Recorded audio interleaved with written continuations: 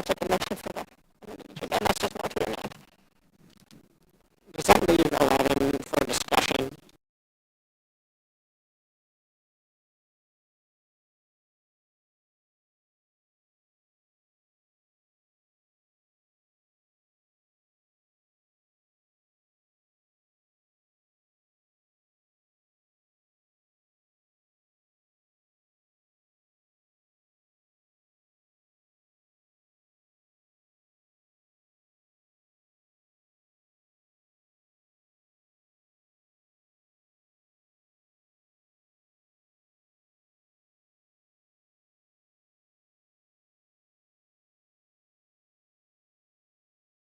Policy of anti-Semitism, through education, as well as in our faith and immigrant relations. And we actually cover all of Western Missouri and all of Kansas for the Jewish community. So we're here tonight to discuss a resolution that would adopt a specific definition of anti-Semitism. The reason that this is so important is that we can't adequately fight what we can't define. If you'll go to the next.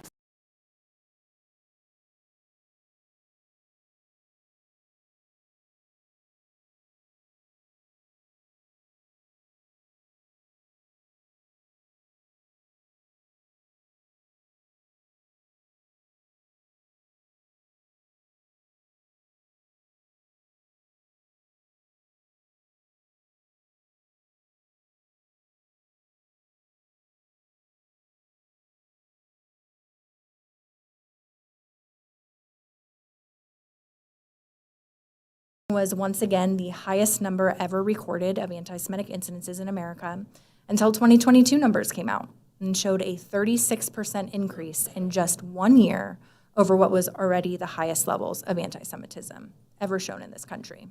So that is just to give you a brief snapshot of the reality that is facing American Jews today.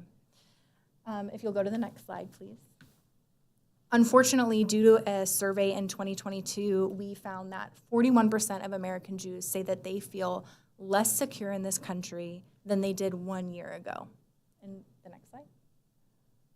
And about a fourth of American Jews report being the target of an anti-Semitic incident over just the past year. So the experiences of American Jews in this country is really in dire straits. That is why our organization has taken a proactive approach over the last couple of years instead of solely a reactive approach to try to train as many people as we can as to what constitutes anti-Semitism. What does it look like? How can you identify it? How can you stand with us against this hatred? There are a lot of things, unfortunately, that people don't know about anti-Semitism. If you'll go to the next slide. Oh, I'm sorry, I missed a key point. Just to understand that those national statistics actually are reflected locally as well. We've done a survey back, I guess it was a year ago, we did a survey of Jewish students in our region and found that 81% of them are experiencing anti-Semitism in their schools. You know, we are also the organization that is tasked with responding to incidents that are reported to us, whether that be in schools or in the broader community, and working with law enforcement to address those incidents. And I can tell you that we are seeing more and more and more of those incidents occurring. But the situation is particularly tragic amongst our youth who are really experiencing this at incredibly high levels. Next slide, please. So about a third of Americans, if you can believe it, can't even define the word anti-Semitism. They wouldn't even be able to tell you that anti-Semitism means hatred or prejudice against the Jewish people. Now, there are so many complex things that go into understanding anti-Semitism that if you think about the other 2/3 of Americans who probably could define it on its face, they probably don't know the code words, the dog whistles, the stereotypes, the ways that it manifests in society in ways that are somewhat pervasive or can seem innocuous if you are not educated about the topic. And so that's why this kind of education is so important. Next slide, please. A couple of things that people don't know about anti-Semitism, that it doesn't affect just the Orthodox community, it doesn't affect just people who look visibly religiously Jewish, that it is perpetuated, as I said, through these tropes and these dog whistles. And so if you don't know what those words are, you could actually be listening to an anti-Semitic tirade and be completely unaware, or seeing it online and be completely unaware. People don't understand that anti-Semitism is a unique form of hatred. It punches up in society instead of punching down. making the Jewish community sometimes isolated from allies on both sides who feel that we are not a persecuted community and that we do not need support or allyship because of the way that it portrays Jews as too powerful, too wealthy, too clever, et cetera, too influential.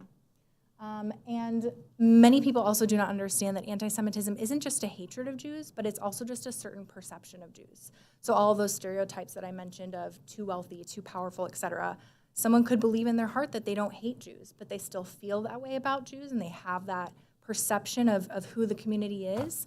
That is still actually anti-Semitism. So this is a brief snapshot of, we have an hour-long training on anti-Semitism and really unpacking it that we give to law enforcement, we give to city officials, et cetera. This is a brief snapshot to help you understand why adopting a definition is so important. Now, where we see this most useful on the city government level ends up being with law enforcement. So law enforcement, when there is a crime already having been committed against maybe a Jewish person or a Jewish institution, it is incredibly helpful for them to have a definition that they can refer to then try to figure out if that crime might have been bias motivated. So this definition doesn't, the adoption of this definition doesn't in any way have implications for free speech. We're not saying that people can't say anti-Semitic things the same way that people can say racist things. But when there is a crime that's been committed, it is very useful for law enforcement to have a reference guide, to have an educational resource that can help them understand whether there could have been anti-Semitism at play, and that could have been a bias-motivated or a hate-motivated crime. That's where we see it really the most useful in the city government level. And fortunately, we have seen this adopted by 7 city governments so far this year, as well as the state of Kansas last year. So we just are continuously doing our advocacy and our outreach and our education to ensure that people really understand what this phenomenon is and can help support our community in better identifying it and addressing it at the city level. This definition of anti-Semitism is the gold standard definition of anti-Semitism. It has been adopted by over 40 countries in the world, including as well as the OAS and the EU.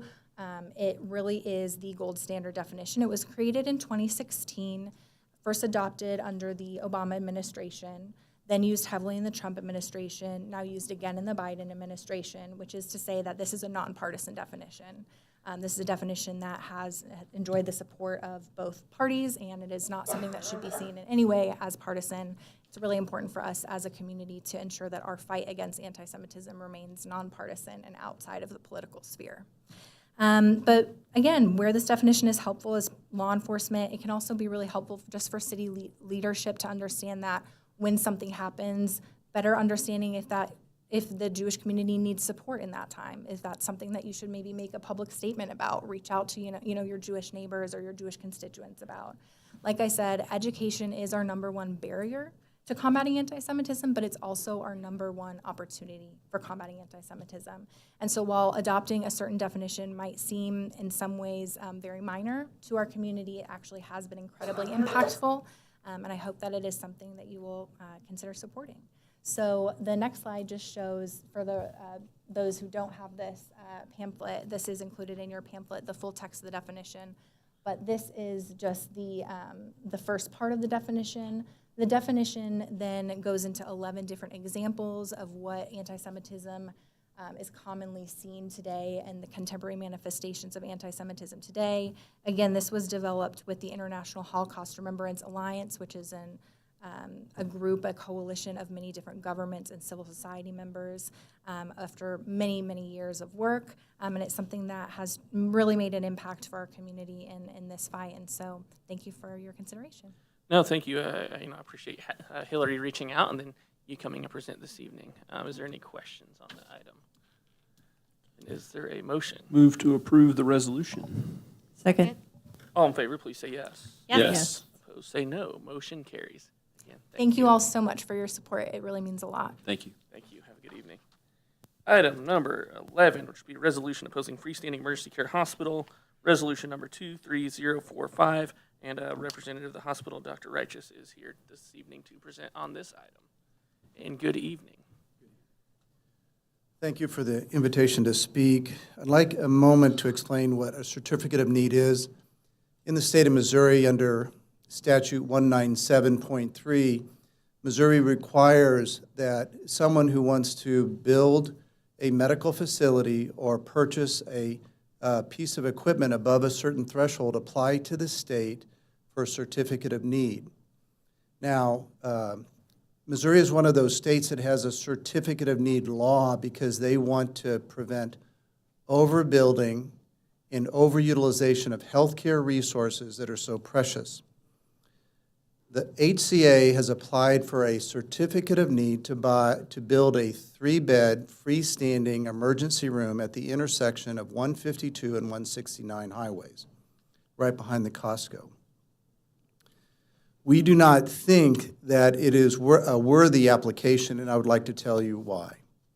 When you need emergency services, and if you are a patient, you think about 4 specific criteria. One is access to care. At that location, there is a full-service hospital, St. Luke's North, 3 miles to the west. There is Liberty Hospital, another full-service hospital that is 12 miles to the east, and North Kansas City Hospital is 10 miles to the south. Anyone who lives in that region has access to not only an emergency room, but a full-service hospital that provides stroke care and heart attack care and trauma care within minutes. So access is not a criteria that would merit this certificate of need. The second is quality of care. The Centers for Medicare and Medicaid Services does an analysis, a star rating for hospitals. And I would represent to the City Council that North Kansas City is a 4-star hospital, as is Liberty Hospital and St. Luke's North. The HCA hospitals that have made the application, CenterPoint, is only a 3-star hospital. So the argument does not prevail on the basis of quality. The third criteria is on the criteria of patient satisfaction. I will speak to North Kansas City. Our patient satisfaction numbers for the busiest ER in Kansas City is between 90 and 95% consistently. The average length of time from when a patient enters the door of our emergency room to the time they're in the bed is 15 minutes. So they have access and they have high patient satisfaction. The last criteria that a patient would choose for a emergency services is the cost of care. Now, HCA is a for-profit hospital. The Missouri Hospital Association has a subdivision called HIDE, the Hospital Industry Data Institute. And HIDE produces the cost for all the hospitals in the state of Missouri. And I would encourage you to look at the relative cost of care in an emergency room for North Kansas City Hospital versus an HCA hospital. There are 5 different levels of care, and the HCA hospitals cost between 20% more to double for every level of the cost of care. But here's the most important thing. If you wake up and you go to Costco and you get heartburn and you don't know whether that you're having a heart attack or just heartburn, and you go to a freestanding ER and it ends up being a heart attack, you have to be transferred to a heart attack center. If you're in an HCA facility, they're going to transfer you to CenterPoint, which is 35 minutes away, and that could be a life-threatening difference in time. I do not think that the HCA application for a certificate of need to build a freestanding emergency room stand on it the merits of access, quality, cost, or patient satisfaction. I would like to ask the City Council for their support in writing the resolution opposing the HCA certificate of need, and I'm happy to answer any questions for the City I Council. knew you could have explained it much better than I was going to. Councilmember Smith. Thanks for the information there. I've also gotten, I think we all got an email from Craig, who's on the Hospital Board of Trustees, to summarize his thoughts on it as well. Just a couple questions. So the transfer piece is what hits my ear the most.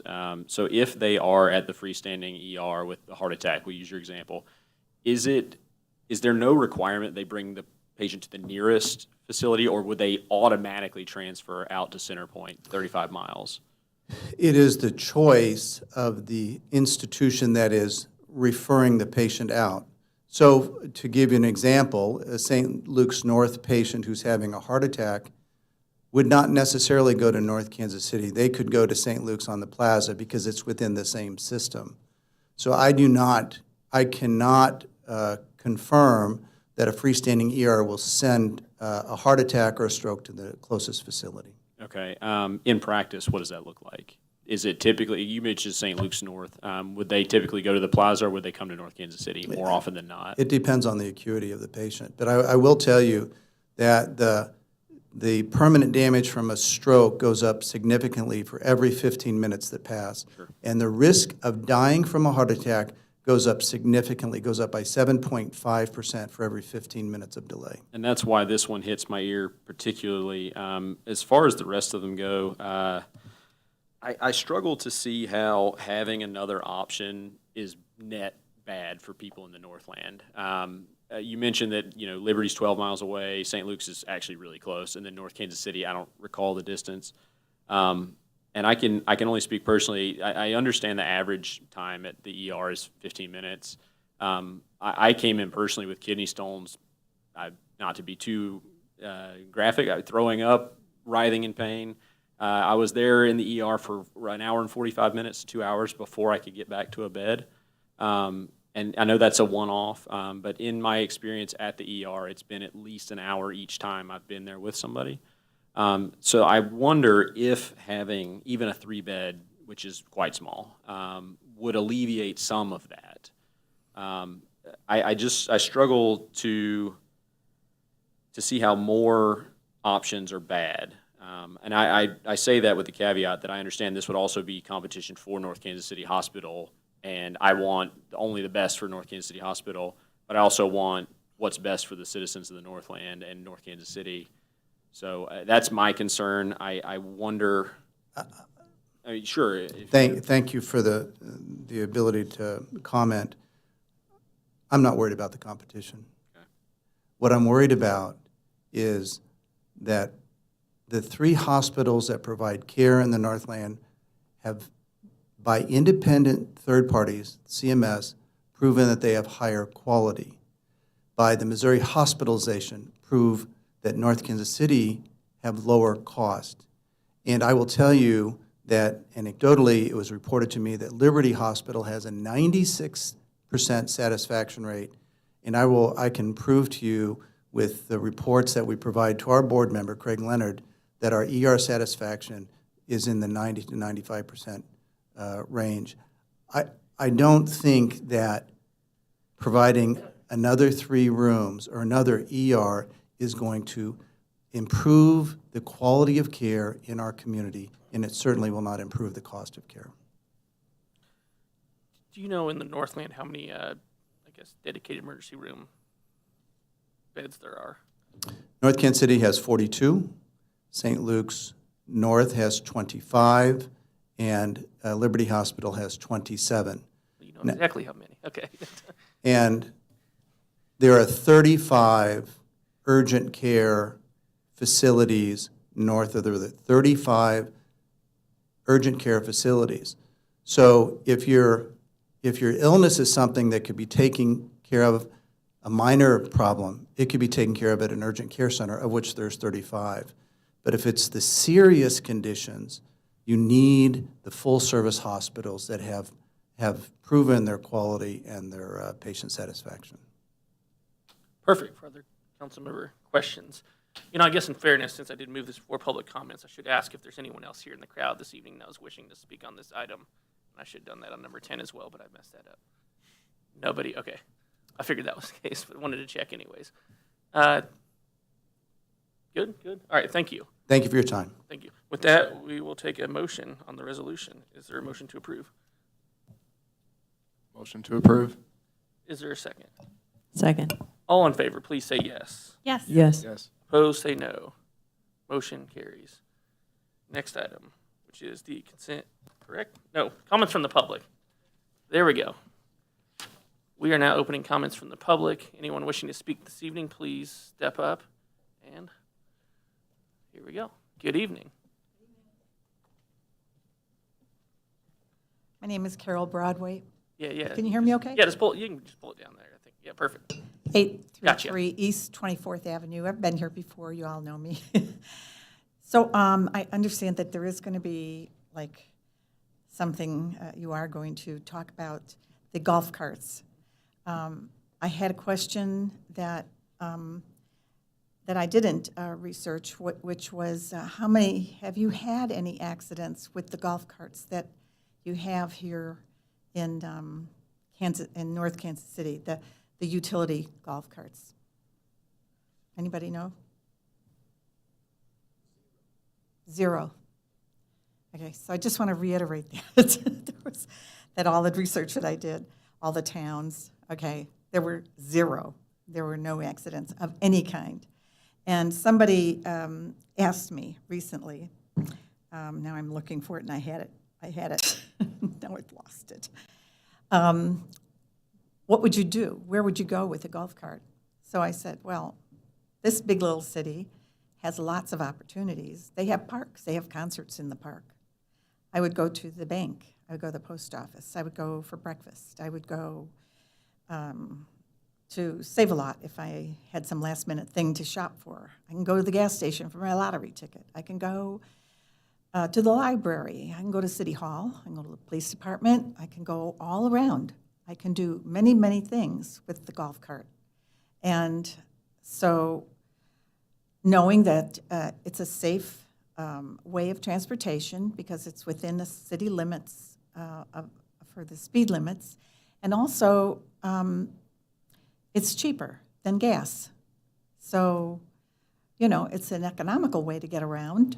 Not that I think that hundreds of people are going to go out and buy a golf cart. I don't think so. I think there'll still be like maybe an average amount of people who will be driving it around, but it's to me it's just something that I think this little town really, really would lend itself well to. I did say the parks, yeah. So that was all I had to say in your thoughts. Oh, and the thing I forgot. So you don't need a license. You don't need a car license to drive a golf cart. It's not state law. And you don't have to be 16 years old, as long as like a parent's driving next to a kid, that's okay, but the kid can't drive.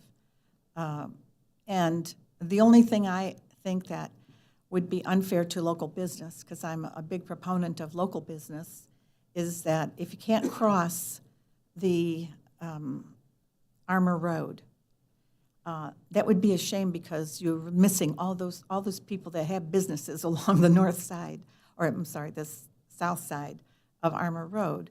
And the roads are so well marked that you've gone through a lot of trouble to paint them, especially. There are lights. If somebody doesn't know how to obey the traffic light, then that's a problem. But most people do. So thank you. Just food for thought. Thank Thanks. you.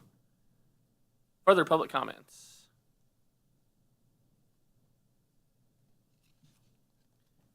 Good evening. Hello.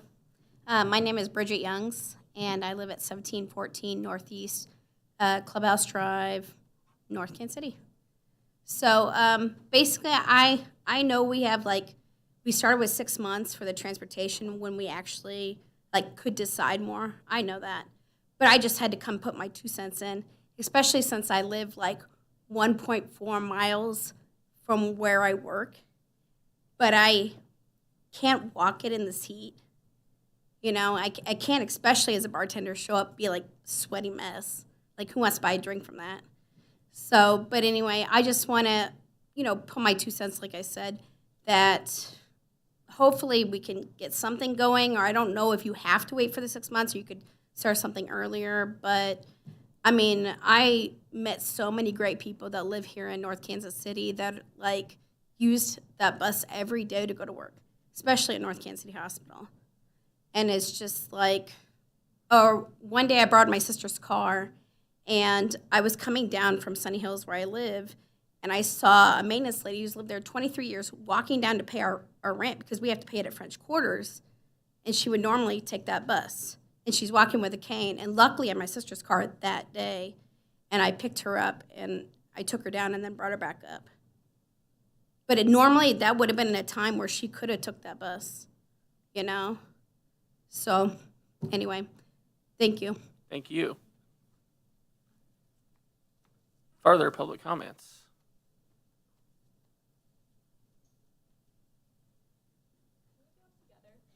Yeah, that's it. Okay. Good evening. Hello. So my name is Marissa Shelton. I own NKC Nutrition on 18th Avenue, directly across from the Oxbow apartments. And we are extremely having a issue with parking. We have residents parking there from 3 p.m. Yeah, all night long. Yeah. And sorry. the signs say, I own the hair salon there as well, Okay. so Hairspray Cafe. The sign says from 8 to 5, 2-hour parking only, but they're staying there all night and parking till 10 o'clock. She opens at 6. Yeah, I opened at 6:30 this morning. Every single parking spot was taken up, and one was there until noon. I finally called and got them ticketed. My morning people are in and out. They're trying to get to work, and I've lost a lot of customers because they can't get into me. They're not going to walk 5 minutes just to come in when they're already in a rush For a to go to work. 2-minute. Yeah, they're in They're- and out. they're Like, in they'll and out. call in, I'll have it ready, and they walk out, but now they don't even come in anymore because of the parking issue. And this has been ongoing since the construction when they took away a parking lot, which the Oxbow is great. It's residents, it's bringing people in, but also the backside of it is a mess because of the parking. And the we parking would, keeps changing, too. There was like overnight parking in this one row, and now it says not from 3 a.m. to whenever, and they're parking even more so on Clay, on all sides of us. And I'm open till 8, so technically at 3 o'clock, they start parking there again and staying there all night. So I've got 5 hours where my clients can't just park in front of us. We also have no handicap parking there. Yeah. we have no designated We have parking for our nothing. We would- customers. It's would like love no for one it to cares just about be- us. Those are our only 5 parking spaces as well. And if we could just get something longer or no Oxbow parking, I mean, I hate to just say that because we do like them, but we are struggling. I mean, this is how I support my family. I have 2 kids. So when my business drops, it dramatically affects me. So, And this is my 21st year of my salon, and it's been, my move to North Kansas City, it was great that first year, and then ever since the construction began, it has tapered off significantly, and I would say due to parking only, you know. Okay, well, thank you for presenting that this evening. I know it's certainly something we're continuing to look at in the area. Can I get Thank your you. name? Yeah. That owns the salon. Thank you. Thank you for coming. Have a good evening. Thank you. Thank you for listening. Further public comments?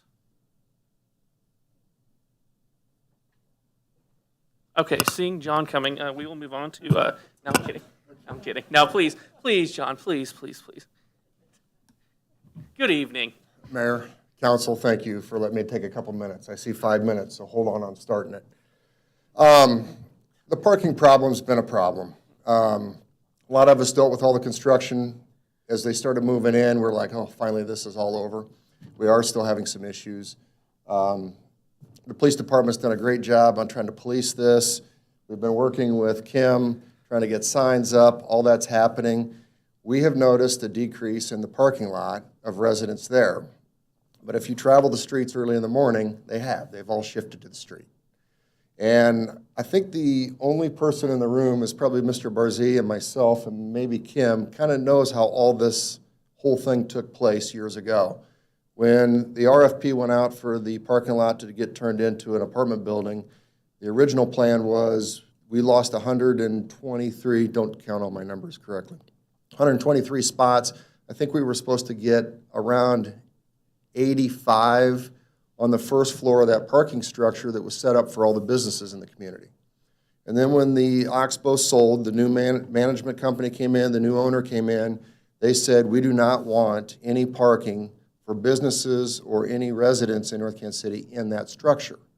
So they went out, purchased a building, and then gave the building to the city. The city and our company did a land swap and created a great parking lot that was all designed for the businesses in North Kansas City and around that area, and all the residents were supposed to park in the parking structure. So there's a lot of, I feel like, miscommunication. I feel for the residents. I'm struggling with the exact same thing. They're mad because they can't park there. I'm mad because they're parking there. And I don't want to be negative on any of this stuff. I'm trying to figure out how we can make a win-win for everybody involved, but it is a struggle for us with our tenants. Our company has canceled the arrangement with the city. So I believe it's the end of August, we can put a fence up and take sole control of all of our land. We do not want to do that, because the only people it's going to hurt are the businesses that are down there. I don't care if residents are parked there on weekends. If people are drinking too much and leave chicken and pickle, I don't want them getting in their cars. Leave them over the weekends. We just have to be able to protect our tenants from 8 to 5, Monday through Friday. And where we're struggling right now is when some of our tenants are showing up at 6:30, 7 in the morning, there's residents parked in the lot. So I'm open to trying to do anything we can to help, but we are struggling. And when I say we, it's not just us, it's all the businesses in the area. And I don't want to do anything that's going to create more problems. So, thank you. Thank you for coming this evening. Thank you. Other public, all right. Good evening. It's farther up than usual. I know that's what I'm trying to figure out. One of the things, I'm not talking parks, I promise. Jesse, we had talked a while ago about if you have a complaint in the city, it's always good to come with a solution. You know, if there's an idea, this is where public can get involved and say our comments. So listening to them talk about parking, I don't know, this is just me putting my information out there. If there's a way along 18th Avenue from like the Hairspray Cafe to El Canelo, make it like 30-minute parking. You know, you can run in for quick stuff. Like if I get my hair done, I know it's going to be 2 or 3 hours. I might be willing to walk a little farther. But if you're just going in for something fast or lunch, El Canelo will get you in and out really fast. You know, that could be a solution. And then as far as the parking lot goes, a lot of places do parking validation. If it would be worth it to put the gates up that just say, if you go to Chicken and Pickle, get a stamp. If you go to Hairspray Cafe, get a stamp, because then the residents may not do that. So again, just trying to bring solutions and not just complaining. So that's Perfect. Thank you. Are there comments? All right, there we go. Seeing none.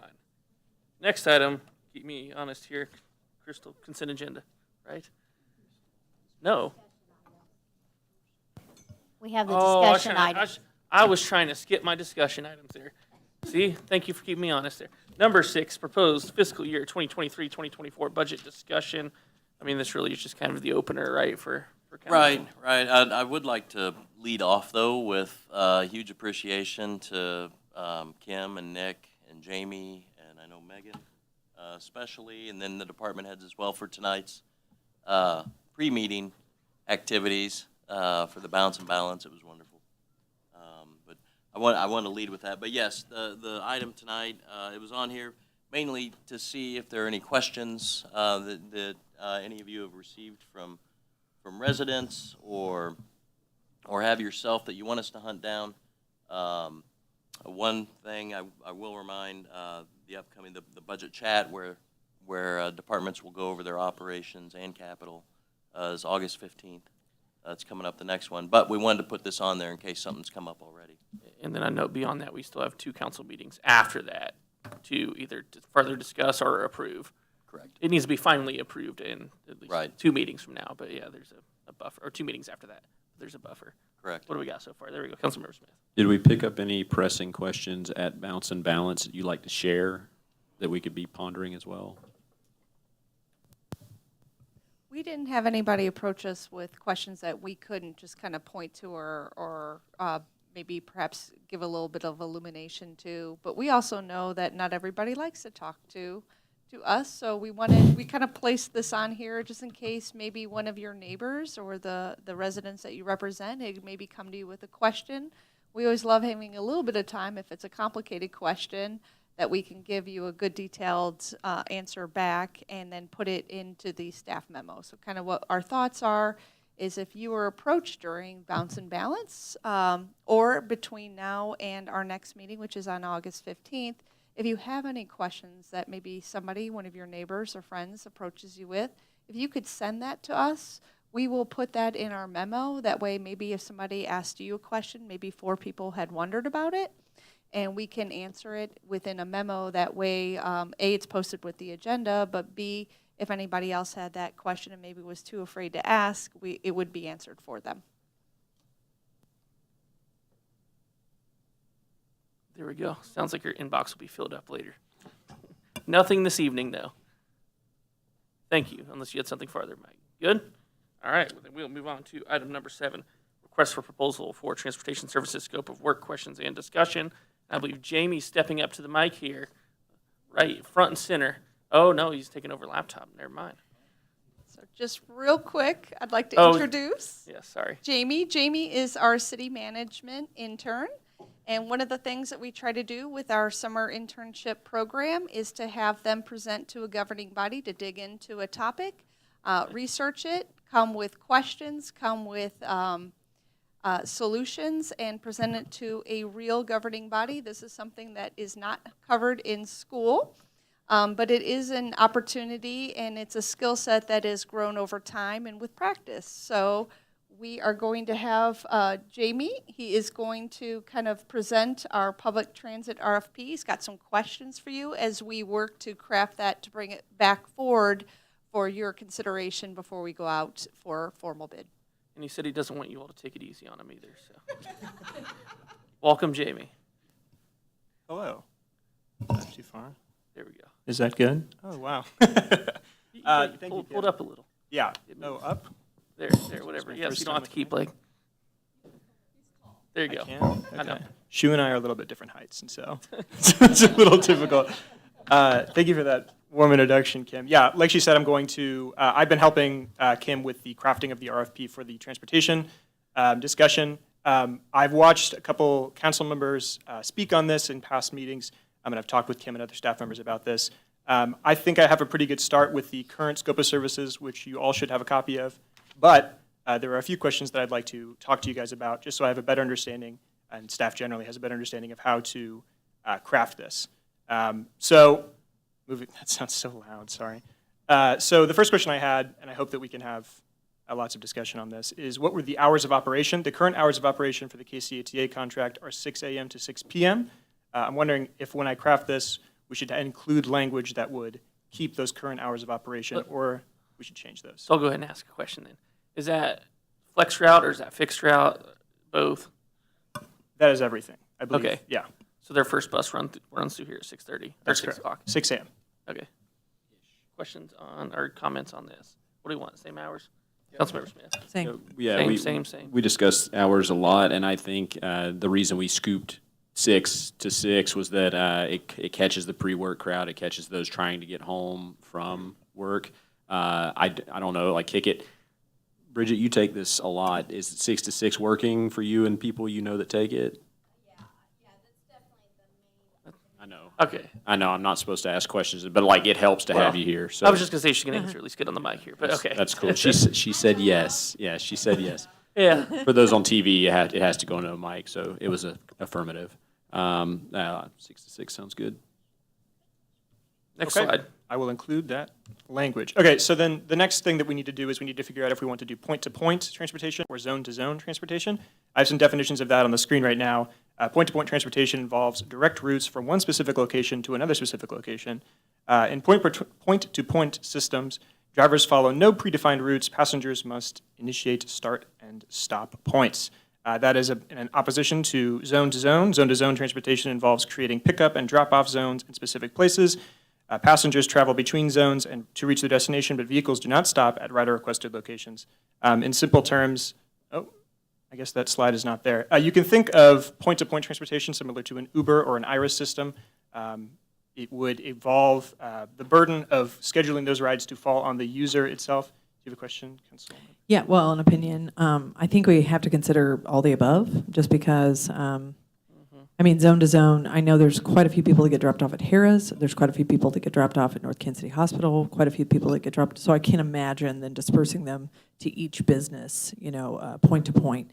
But just zoning certain locations where there's high use, potentially up the hill where we have a high mass of individuals, and where those locations are, and then just kind of going from there, that we might still have point to point as an option, but I think zone to zone for sort of like the larger maybe crowds or users. Yeah, I do think there's some need for point to point, but yeah, I can see a blend.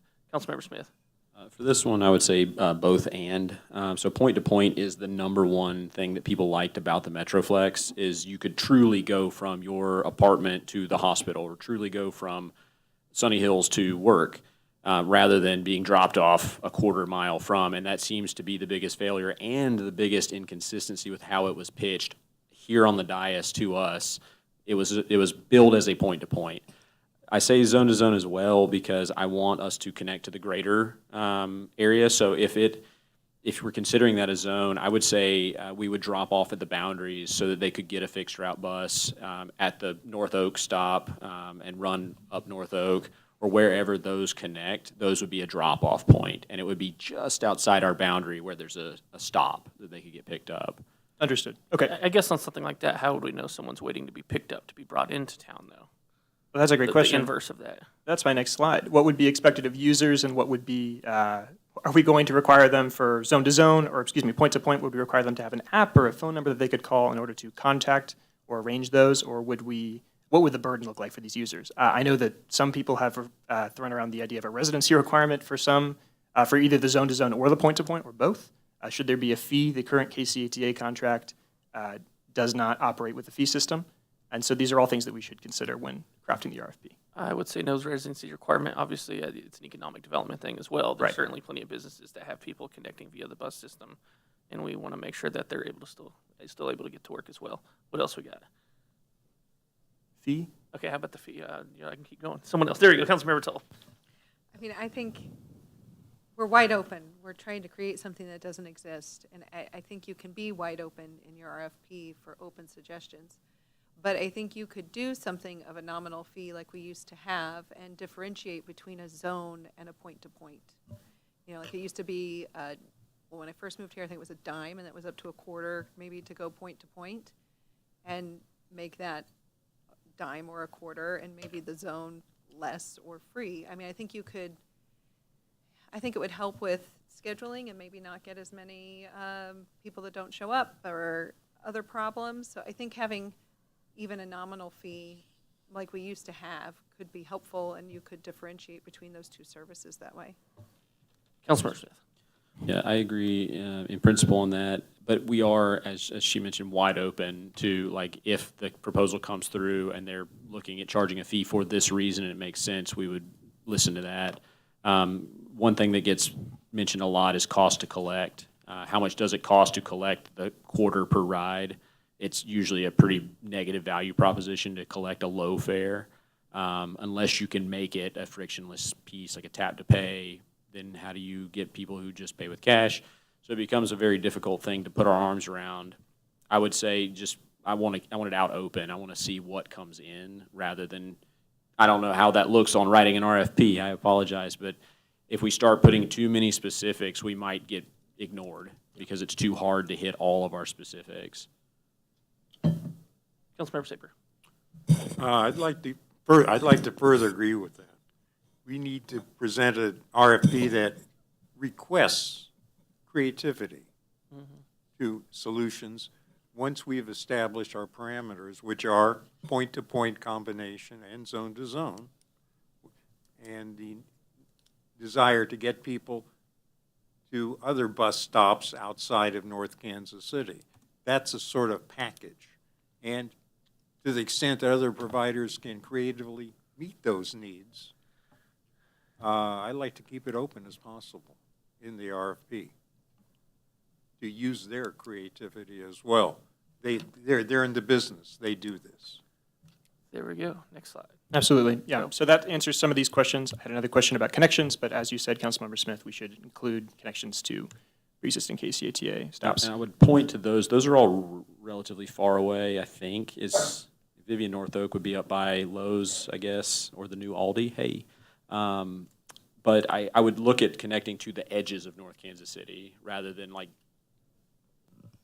These are where the connection points to the current fixed routes are. That's why Really? these ones are listed. So what do you mean? So like the 201 just stops just north of here, though, don't they? By the Yeah. farmland building, old farmland, new. On the North schedule, Point. though, this is what they That's the list as nearest? connection points. kidding. Yeah, I can verify again, but we pulled this directly from KCATA's website. Because Gladstone nerfed their fixed routes, but I thought there was a portion of Kansas City that had stops between us and Gladstone along North Oak. I don't think they timetable all of their stops. Is the problem? They timetable, I think, certain. Yeah, the I don't know the proper transportation milestones, or key stops, but yeah. I think if you're standing at a. These ones are the one that's ones that are marked. timetabled that should we have a provider come in, we could say, you're going to need a vehicle in this spot because the connection point is going to be there. Does that make sense? Yeah, it does. But I mean, you could figure out what time in between, right? If We it's could gonna put be, some flexibility in there. I would look at the least distance traveled so we can get as many people rather than trying to get all the way up to Vivian and North Oak per trip. Understood. Slide. Okay, so then the service level expectations are something that we would need to include in the RFP. Currently, there's a 10-minute lateness threshold where there's some kind of reimbursement if a ride is 10 minutes late or more. Would council like to keep that? There's also the quarterly ridership reports, which are included in the KCATA contract, and then ADA requirements and a general user-friendly experience. I'm wondering if there's any comments from council about that. I would think some thresholds would actually be dependent upon what kind of service we end up going with, how many vehicles we have, how many flex, how many point-to-point versus whatever was the other one, zone-to-zone.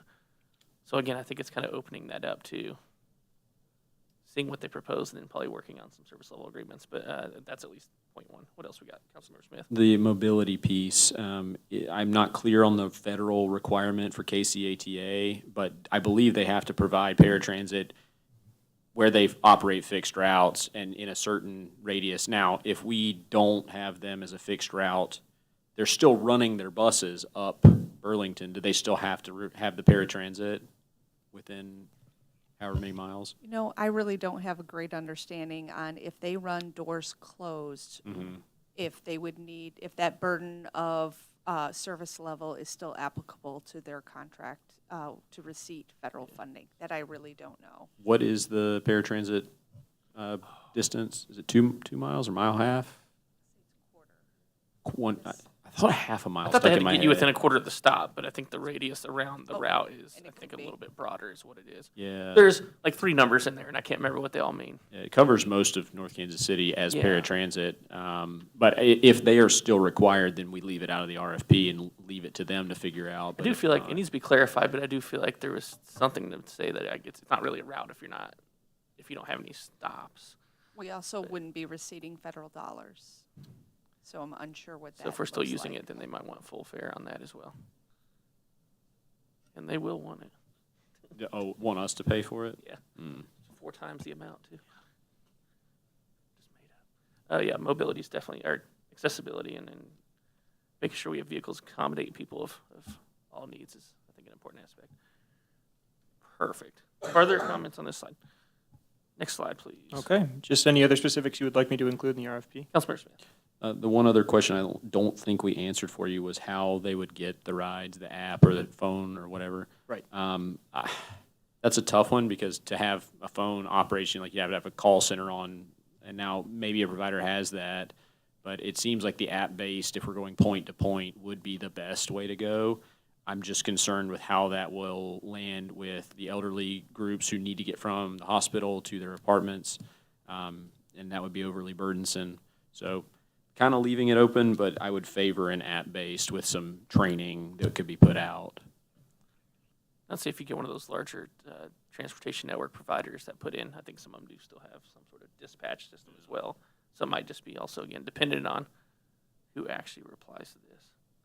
What other comment? What do we got over here? I mean, Councilmember Clark. I dream of the opportunity for the hospital to offer a shuttle service for all North Kansas City residents, to pick them up, drop them off, within like 2-3 hour window. A girl can dream. I know, we're Potentially Dr. Righteous Harrah's now. as well. We got Craig, though. Craig can, no. All right, what else we got? What else? With that, thank you, Jamie. Thank you. Hey. Are we doing it? Yes. Yeah, Are you going to take your bow? Now I can go to the consent agenda, correct, Crystal? All right, is there a motion to approve the consent agenda? Move to As approve. amended. Second. All in favor, please say yes. Yes. Yes. Opposed, no. Motion carries. Next item. I don't know. That's several pages of consent. That's my problem. Financial Disclosure Ordinance, Bill number 7792, Ordinance number 9589. And this is a Crystal or Tom item. Crystal. This is the financial disclosure we have to do every year. Otherwise, if you guys, when you fill your form out, you'll have to do the long form, and it's not any fun. So I like the brief. they make us send it to the Missouri Ethics Commission that we have passed this. And so I received a question on this. So generally, what this applies to is if you have any sort of, I'll say, contract with the city that exceeds the amount of $500 or hits 500 Or or if more. or if the city gives you something worth that much money or more, or And- anything like that. Okay. Like, obviously, that excludes salaries, excludes any Yes. training, travel sort of Yes. stuff, budgeted items already. Okay, perfect. Further discussion? First reading. Second. All in favor, please say yes. Yes. Yes. Opposed, say no. Motion carries. An ordinance of the City of North Kansas City, Missouri to establish a procedure to disclose potential conflicts of interest and substantial interests for certain officials. I move that bill number 7792 be placed on second and final reading and pass as ordinance number 9589. Second. Call the roll, please. Councilmember Tull? Yes. Councilmember Smith? Yes. Councilmember Fitzgerald? Yes. Councilmember Clark? Yes. Councilmember Stokes? Yes. Councilmember Todd? Yes. Councilmember Saper? Yes. An ordinance of the City of North Kansas City, Missouri to establish a procedure to disclose potential conflicts of interest and substantial interest for certain officials. Item number 17, ordinance approving Nossic's final plat, bill number 7791, ordinance number 9588. Is there presentation, comments, questions, motion? Now they want a presentation. Here we go. Good evening. Good evening, Mayor and council members. Sorry, I have to adjust this microphone. I know you got to back. bring it down from Jamie's I know, you know sphere. that. So this ordinance in front of you is a request to approve a final plat for Knockix and Bat Acquisition. The subject site is located on the west side of Swift in between 16th Avenue and 14th Avenue. There are currently 4 tracts of land for the subject site for 2 buildings that share a party wall. The north building is used for Knockix, which is a dentist data center, and the south building is used for warehousing. The applicant proposed to replat these 4 tracts of land into 2 lots so they can better use the lots for the function and the proposed use that they proposed. So the Planning Commission has heard about this final plat and recommend approval unanimously, and staff recommend approval as well. If you have any question, open. Any questions? First reading. All in favor, please say yes. Yes. Yes. Any opposed, say no. Motion carries. An ordinance approving the final plat of 1530 Swift, North Kansas City, Clay County, Missouri. I move that bill number 7791 be placed on second and final reading and pass as ordinance number 9588. Second. Call the roll, please. Councilmember Tull? Yes. Councilmember Smith? Yes. Councilmember Fitzgerald? Yes. Councilmember Clark? Yes. Councilmember Stokes? Yes. Councilmember Todd? Yes. Councilmember Saper? Yes. An ordinance approving the final plat of 1530 Swift, North Kansas City, Clay County, Missouri. All right, next item, number 18, approving accounts due and payable by the city through July 28, 2023, bill number 7793, ordinance number 9590. First reading. Second. All in favor, please say yes. Yes. Yes. Opposed, say no. Motion carries. An ordinance authorizing payment for certain accounts due and payable by the city through July 28, 2023. I move that bill number 7793 be placed on second and final reading and pass as ordinance number 9590. Second. There we go. Call the roll, please. Whenever anybody. You were looking at me. I went, Really awake. I was reading, sorry. Councilmember Toll. Yes. Councilmember Smith. Yes. Councilmember Fitzgerald. Yes. Councilmember Clark. Yes. Councilmember Stokes. Yes. Councilmember Todd. Yes. Councilmember Saper. Yes. An ordinance authorizing payment for certain accounts due and payable by the city through July 28th, 2023. these end of meetings are a little bit dicey. There he goes. Number 19. Correction. I'd say something goofy, then I go off. Yeah, number 19, staff comments. Mike, what do we got? Nobody has comments tonight. Reports in there and items of note. Unless there's any questions. No, they're good. Councilmember comments. Councilmember Toll. It was a very hot bounce in question, but it all went very successfully. The snow cones were delicious. The games were very fun. I'm glad there were games. I was excited about that, so well done. It's very successful. For me. There we go, Councilmember Smith. I'll echo that. In case you didn't make it out, it was 1,000 degrees, but Kim set up a game, budget-related game where you could win a payday or $100,000 bar. This is really where Kim shines. And then, of course, I can't make it past here without thanking Public Works for their constant and unrelenting storm management and response. Thank you guys for all you do, and girls. And thank you to the members of the public who came out and brought solutions, brought thoughts, brought issues to our attention.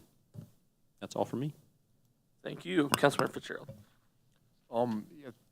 Like to see the bounce and balance. That was a lot of fun. And like Jesse, like you mentioned, had a number of folks from the public came out and brought up parking issues. I'm not sure if this is entirely the right way to do this, but at least I personally wouldn't mind seeing maybe a discussion item on that for the next meeting and see if we could come up with something to address it.